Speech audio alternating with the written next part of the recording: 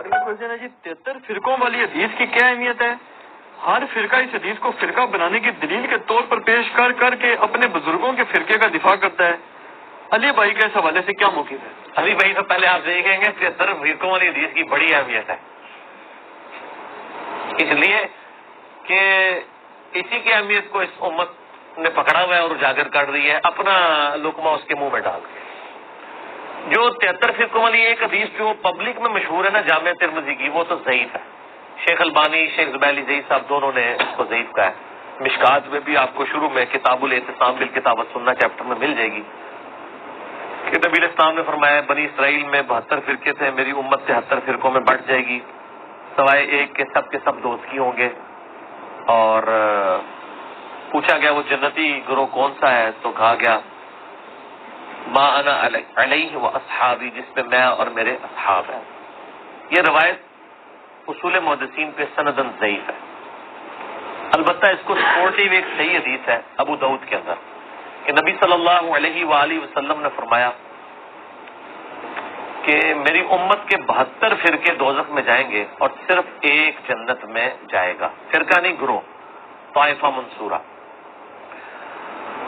اور نبی علیہ السلام فرمایا وہ ہے الجماع. یہ بھی ساتھ بتایا. آپ دیکھیں 73 فرقوں والی حدیث جو لوگ بیان کر رہے ہیں وہ ساتھ بتاتے نہیں ہیں کہ اس فرقے کا نام بھی آیا ہے. فرقہ نہیں کہنا چاہیے اس گروہ کا، الجماع. الجماع کس کا نام ہے؟ کسی کا بھی نہیں. بریلوی کے الجماع اپنے آپ کو کہتے ہیں، جو بندی اہل حدیث یا کوئی بھی نہیں کہتا. الجماع کا مطلب ہے امت کی مین سٹریم، اجماع امت جو موٹے موٹے عقیدوں کو لے کے چل رہی ہے. اور آپ نے اسلام فرمایا کہ میری امت میں ایسے یعنی فرقے پیدا ہوں گے جیسے باولا کتا کسی کو کاٹ دے اور اس کا اثر ایک ایک رگ و ریشے میں داخل ہو جائے. اس طرح میری امت میں بدعت پھیلے گی. اچھا، نبی علیہ السلام نے بھی دیکھا ہے کہ یہ کتے کی مثال دی ہے. مجھے بتائیں کہ یہ کسی گروہ میں بدعت کا پھیلنا جس باولے کتے کے کاٹنے سے ہوگا، نبی علیہ السلام فرمایا وہ کتا کوئی ہاکی کا پلیئر ہوگا، کرکٹ کا پلیئر ہوگا یا کوئی مولوی ہوگا؟ ظاہر مولوی کسٹوڈین ہے نا. عقائد کا کسٹوڈین کون ہے؟ مولوی. تو علماء کو نبی اسلام نے، علماء سو کو کیا فرمایا؟ کتا.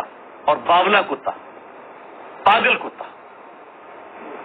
بلکہ قرآن میں سورۃ الاعراف کی آیت نمبر 175 اور 176 میں بلعام بن باورا کی مثال دی گئی ہے کہ اللہ فرماتا ہے وہ کتے کی مثال ہے جو جیسا کہ زبان ہانپ رہا ہے، وہ اس پہ بوجھ ڈالا جائے تب بھی زبان ہانپے، نہ ڈالا جائے تب بھی زبان ہانپے. المستدرک الحاکم میں صحیح سند کے ساتھ حدیث ہے کہ یہ جو جس کی مثال دی گئی ہے قرآن میں، کہا گیا کہ وہ صاحب علم تھا اور بعد میں وہ پستی میں جا گرا. اس سے مراد یہودی عالم بلعام بن باورا ہے، عبداللہ ابن مسعود کہتے ہیں رضی اللہ تعالیٰ عنہ. قرآن میں بھی کتے کی مثال، حدیث میں بھی کتے کی مثال. اور اب آپ دیکھ لیں جب ہم کہتے ہیں کہ جی آپ علماء سو کو کتا کہا گیا تو وہ پھر ہم سے ناراض ہوتے ہیں. نبی علیہ السلام تو وَإِنَّكَ لَعَلَىٰ خُلُقٍ عَظِيمٍ ہے، ان سے اعلیٰ اخلاق کسی کا نہیں، پھر بھی آپ کہہ رہے ہیں کتے کی مثال ہے. تو وہ روایت ٹھیک ہے کہ 72 جہنم میں جائیں گے، ایک جنت میں، لیکن اس میں الفاظ نہیں 72 ہمیشہ کے لیے دوزخ میں جائیں گے. یعنی ان کا کام دوستیوں والے ہیں. ورنہ نبی علیہ السلام یہ کلیئر کرتے ہیں کہ 72 تو ہمیشہ کے لیے دوزخ میں ہے اور ایک ہمیشہ کے لیے جنت میں. یعنی اپنے اعمال کی وجہ سے ڈومیننٹ ان کا پورشن جہنم میں جائے گا. اس کو ایکسپورٹنگ حدیث بخاری اور مسلم کی ہے کہ میری امت کا ایک گروہ قیامت تک حق پہ قائم رہے گا، کوئی نقصان پہنچانے والا ان کو نقصان نہیں پہنچا سکے گا حتیٰ کہ قیامت قائم ہو جائے گی. تو یہ جو لوگ ان احادیث کی بنیاد پہ اپنے گروہ کو جنتی کہتے ہیں اور دوسرے کو دوست کی، پہلے تو یہ کلیئر کر دیں جنتی فرقہ کوئی بھی نہیں ہے. فرقہ تو ہوتا ہی ہوا ہے جو اصل سے ٹوٹ کے الگ ہو. جنتی گروہ ہے، طائفہ منصورہ، کامیاب گروہ. نبی علیہ السلام، صحابہ، تابعین، اہل بیت سب کے سب ایک یعنی جنتی گروہ تھے. ان سے ٹوٹ کے جو الگ بنا وہ فرقہ ہے. اب یہ پتا ٹوٹتا ہے تو وہ فرق ہو جاتا ہے نا اپنے درخت سے. وہ پتا تو نہیں کہہ سکتا یہ درخت فرقہ ہے. جس طرح آج ہم کہتے ہیں ہمیں اپنے آپ کو مسلمان کہنا چاہیے، وہ کہتے ہیں نیا فرقہ بن گیا. اور فرقہ تو وہ ہے جنہوں نے انڈیا کے شہروں کے نام کے اوپر اپنے آپ کو بانٹا ہوا ہے. بریلی اور دیوبندی، بریلوی دیوبندی دونوں انڈیا کے شہر ہیں. حالانکہ ہم ان کو پھر مسلمان سمجھتے ہیں، تمام اختلافات کے باوجود ان کی اصلاح کے لیے علمی طریقے سے ان پہ ان کی غلطی ہائی لائٹ کرتے ہیں. 73 فرقوں والی حدیث اس والا جو پورشن ابو داؤد کا وہ بالکل ٹھیک ہے، اور اس کا فہم میں جو سمجھتا ہوں وہ میں آپ کو بعد میں بتاؤں گا. پہلے میں وہ وسوسہ اس میں کلیئر کر دوں کہ ہر گروہ یہ کہتے ہیں ہم جنتی دوسرے دوست کی، تو اس سے آپ کو یہ بات پتہ چل جانی چاہیے کہ اس کا سلوشن کسی کے پاس بھی نہیں ہے. کیونکہ بریلوی اگر اپنے آپ کو طائفہ منصورہ کہتے ہیں، باقی سب کو کہتے ہیں وہ دوست کی ہیں، تو پھر آپ خود سمجھ لیں. یہی بات جو بندی بھی کر رہے ہوں گے. پھر ایک عام آدمی کدھر جائے؟ ایک عام آدمی قرآن و سنت پڑھ کے نبی اسلام کے ساتھ اپنا رشتہ مضبوط کرے. ہر گروہ سے، ہاں وہ کسی مکتب فکر سے تعلق رکھتا ہے، سنی ہو، شیعہ ہو، حنفی ہو، شافی، مالکی، حنبلی، بریلوی، دیوبندی، اہل حدیث، اہل تشیع، اچھے لوگ جو موجود ہیں جنہوں نے اپنی اصلاح کر لی ہے اور امت کی مین اسٹریم سے نہیں ہٹے، انشاءاللہ جنت میں جائیں گے. یہ امت کی مین اسٹریم سے ہٹنے والے لوگ ہیں جیسے خوارج ہیں، پوری امت سے الگ ہو گئے. آج دور اعظم میں قادیانیوں کو آپ کہہ سکتے ہیں پوری امت سے الگ، ایک انہوں نے جھوٹی نبوت کے اوپر ایک پورے کا پوری بلڈنگ کھڑی کر لی. یہ وہ گروہ ہیں. بریلوی، دیوبندی، اہل حدیث یہ آپس میں ایک دوسرے کو اس طریقے سے کہہ کے بانٹنے کی کوشش کرتے ہیں، تو اس کا تو کوئی اینڈ نہیں ہوگا. باقی یہ جو لوگ کہتے ہیں نا جی وہ فرقوں میں بٹنا ضروری ہے کیونکہ خالی مسلمان کہلانا کافی نہیں، نبی اسلام نے فرمایا تھا کہ فرقے ہوں گے. آپ نے یہ تو نہیں فرمایا تھا فرقے بنانا، آپ نے تو بلکہ ڈرایا ہے. یہ تو اسی طریقے سے ہے جیسے مسلم میں حدیث ہے، صحیح مسلم میں، کہ نبی اسلام نے فرمایا قرب قیامت میں عورتیں ایسا لباس پہنیں گی گویا کہ ننگی نظر آ رہی ہوں گی، چست لباس ہوگا یا باریک. اس سے کوئی یہ رزلٹ نکالے گا کیا؟ چونکہ اب قیامت آنے والی ہے لہٰذا ہم اپنی عورتوں کو ننگا لباس پہنائیں، یہ رزلٹ نکالنا چاہیے. تو فرقوں والی حدیث سے یہ رزلٹ کیوں نکالے کہ فرقے بنائے؟ وہ تو کنڈیم کیا گیا ہے. کنڈیم کیا ہے قرآن میں؟ وَاعْتَصِمُوا بِحَبْلِ اللَّهِ جَمِيعًا وَلَا تَفَرَّقُوا. اللہ کی رسی قرآن کو مضبوطی سے تھام لو، فرقوں میں مت بٹو. قرآن جب منع کر رہا ہے فرقے بنانے سے تو حدیث میں تو صرف خبر ہے، حکم نہیں ہے. حدیث تو بتا رہی کہ ایسا ہو جائے گا بچ جانا، جیسا کہ ایسا ہو جائے گا کہ عورتیں چست لباس پہنیں گی تم بچ جانا. انہوں نے اسے حکم بنا لیا ہوا ہے. یعنی کامن سینس بھی نہیں. لیکن common sense is not so common. Common sense بھی کام لوگوں میں ہی ہوتا ہے نا، اتنا کامن بھی نہیں ہوتا.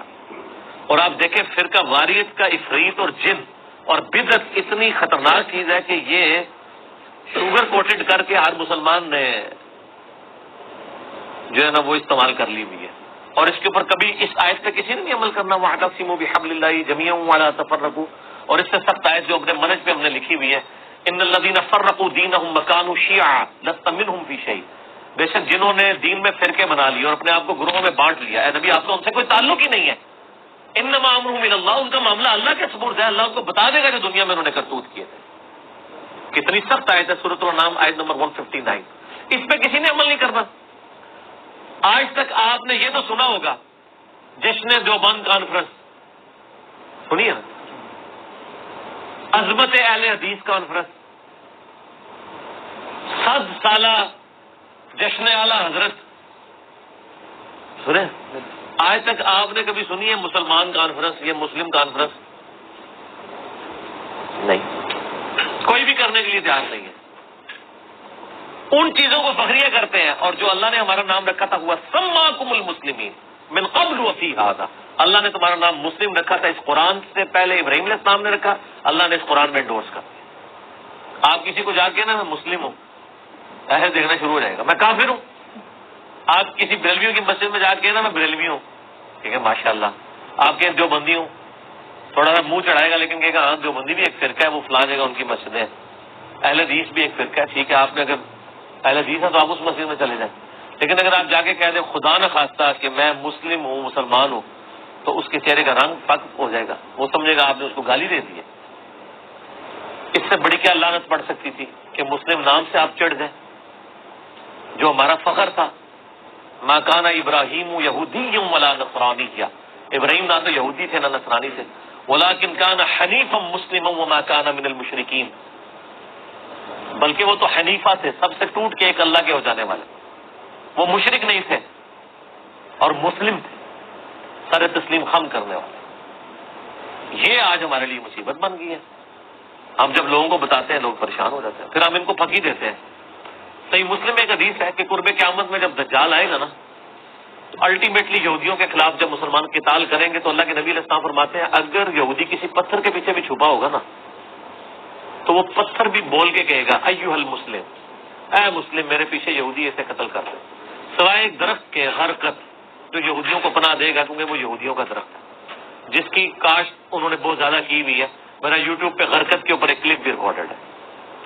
میں یہ کہتا ہوں کہ اگر آج کے بریلوی دیوبندی اہل حدیث شیعہ کو پتھر کے پیچھے سے یہ آواز آ جائے اے مسلم، تو ہو سکتا ہے یہ کہ پیچھے کوئی انجینئر صاحب کی ویڈیو چل پڑی ہے.